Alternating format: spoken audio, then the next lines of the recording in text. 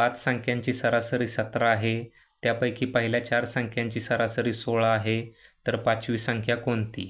तर इथे जे आपण सूत्र वापरणार आहोत ते आहे सरासरी गुणिले एकूण संख्या बरोबर सर्व संख्यांची बेरीज, आणि हे सूत्र आपण सरासरीच्या सूत्रावरून काढलेले आहे. तर सुरुवातीला आपल्याला सांगितले आहे 5 संख्यांची सरासरी 17 आहे, त्यामुळे सरासरीच्या खाली आपण 17 लिहिले आणि एकूण संख्या 5.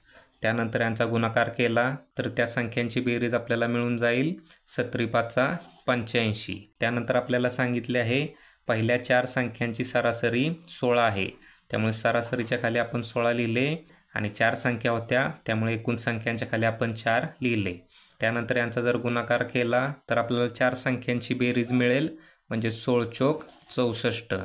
त्यानंतर 85 मधून 64 जर वजा केले तर आपल्याला उत्तर मिळेल 21, आणि 21चा पर्याय क्रमांक हा ए आहे.